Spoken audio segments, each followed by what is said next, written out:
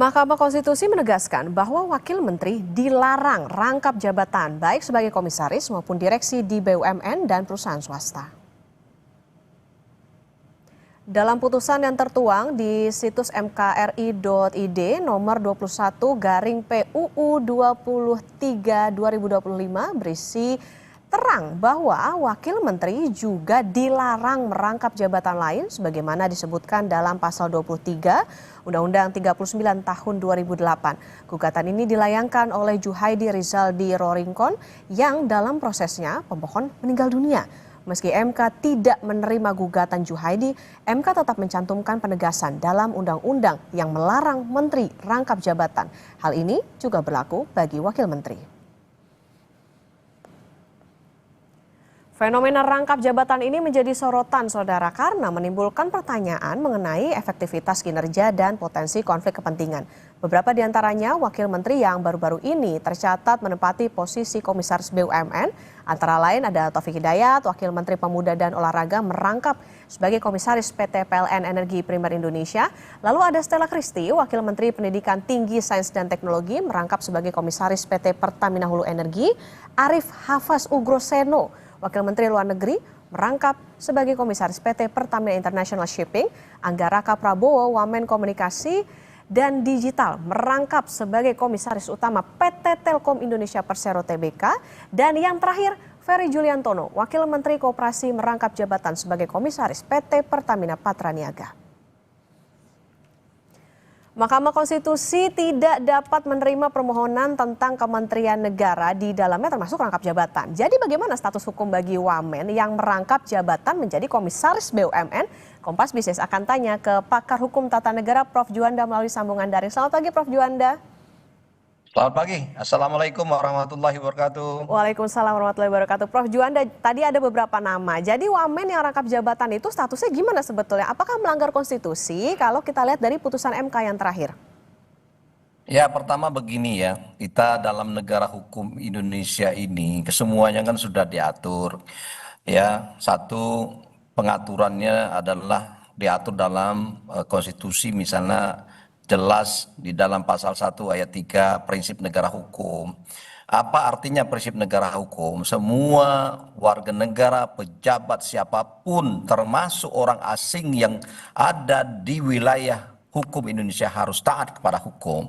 Dan oleh karena itu ketika sudah ada undang-undangnya, sudah ada peraturannya yang melarang ya diikuti, dipedomani. Nah, ketika ditanya soal tadi jabatan wamen dilarang merangkap jabatan pejabat negara lainnya, komisaris atau organisasi yang sumber anggaran pendapatannya dari APBN atau APBD, ya harusnya diikuti dan itu tertuang di dalam pasal 23 Undang-Undang Kementerian Negara. Memang di dalam pasal 23 itu sendiri tidak menyebut wamen ya. Tetapi dengan putusan MK ya nomor 80 tahun 2019 terus dipertegas dengan putusan MK nomor 20 tahun 21 ya 23 Romawi tahun 2025 itu penegasan bahwa wamen itu sama statusnya dengan menteri ya. Kenapa? Karena dia diangkat dan diberhentikan oleh presiden. Nah, dengan demikian status jabatan itu adalah satu kotak dengan menteri. Kalau dulu memang wamen ini kebanyakan adalah di eselonering menjadi eselon 1. Kalau sekarang kan tidak. Nah, oleh karena itu alasan-alasan tadi saya sudah sampaikan beberapa waktu yang lalu memang wamen ini dilarang. Konsekuensi dari wamen dilarang menjadi merangkap jabatan, tentu ya kalau dilanggar ya seharusnya dianulir atau direposisi kembali, pilih mau di direksi salah satu BUMN atau terus lanjutkan menjadi wamen. Nah, kalau wamen itu kan memang itu diangkat oleh presiden, hak prerogatif presiden. Oleh karena itu ini pilihan.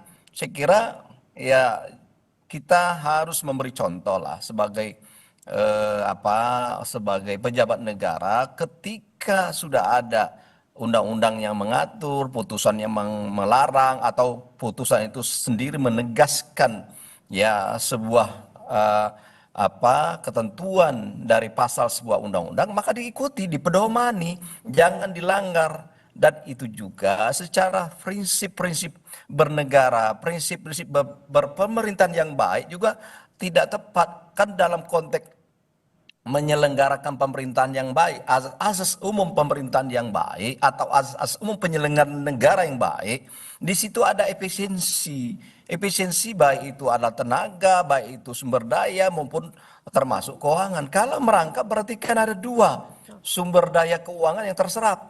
Apakah ini efisiensi? Saya kira tidak. Nah, oleh karena itu mari kita memiliki kesadaran berbangsa, bernegara, pro rakyat, benar-benar pro rakyat, jangan melanggar aturan. Saya kira dengan melanggar aturan itu bukan tidak pro rakyat. Saya kira demikian. Oke, udah ada aturannya dan juga seharusnya ditaati hukum. Kalau saya tangkap ini artinya berarti yang dipertanyakan etikanya ya Prof ya. Nah Prof, dari 56 Benar. wamen ada 30 yang jadi komisaris. Gimana cara membatalkan jabatan komisaris yang sudah berlaku ini? Ya, tentu kan begini, siapa yang mengangkat komisaris ini? Ya, tentu siapa yang mengangkat itu satu bisa beberapa jalur. Yang mengangkat itu sadar bahwa ini salah keliru. Dibenarkan, diperbaiki keputusan itu. Jadi diberhentikan, ya, tidak usah malu-malu lah. Demi untuk kepentingan negara dan bangsa ini, berikanlah contoh kepada rakyat Indonesia. Dengan contoh itu sendiri, rakyat akan mengikuti dengan sendirinya pejabat tersebut atau pemerintahan yang ada sekarang terbangun sebuah kewibawaan dalam rangka menjadi teladan. Nah, yang kedua bisa saja yang bersangkutan sendiri kita menunggu ini ya siapa yang cepat mengambil sikap dengan putusan MK ini berdasarkan pada putusan yang 21 berdasarkan putusan MK 80 misalnya mengundurkan diri dari yang saya sampaikan tadi, mengundurkan diri dari wamen atau mengundurkan diri dari komisaris. Pilih dua-dua. Jadi itulah saya kira memperlihatkan, menunjukkan keteladanan dan beri contoh. Saya kira jangan sampai rakyat terus berkomentar, berkuar-kuar, berjuang untuk supaya pejabat negara kita semua ini taati hukum, taati aturan, tetapi tidak mau. Nah, contohlah ada yang hal-hal yang nilai-nilai atau kebiasaan yang dilakukan oleh beberapa bangsa lain, misalnya Jepang. Ketika Jepang itu jangankan seperti ini. Contohnya misalnya dia adalah Kementerian PU. Ketika ada yang berisiko dari sebuah jalan atau dari sebuah jembatan untuk rakyat satu saja dia mundur. Ya kayak gitu. Tetapi kita tidak gitu loh. Nah, mari sudah saatnya juga kita memberi contoh kepada generasi muda, kepada rakyat Indonesia, ya berubahlah, saya kira itu. Oke, harapannya adalah secara normatif sebetulnya ya kita tunggu nih ada aksi nggak nih dari para wamen ini karena tadi udah disentil lewat aturan. Nah Prof, ada wamen justru yang bilang ini bisa sejalan dengan pos kementerian yang mereka jalankan sebagai komisaris BUMN. Tanggapan Anda?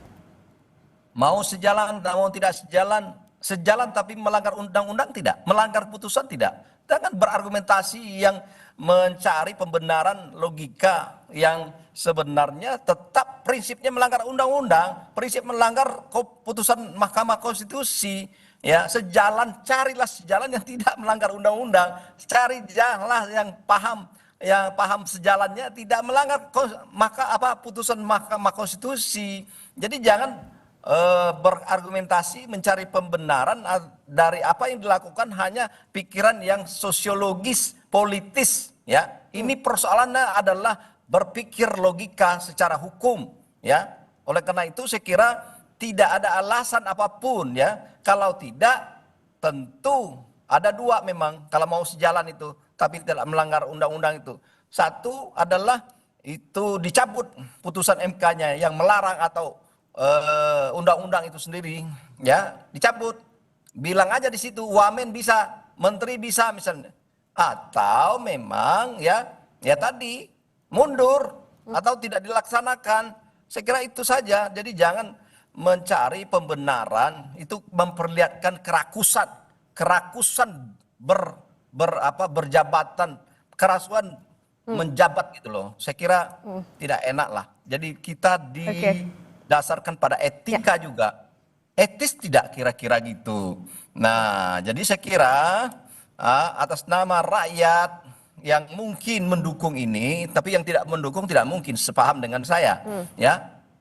Mundur atau ya tentu tetap menjalankan atau melanggar aturan. Saya pikir itu dua itu.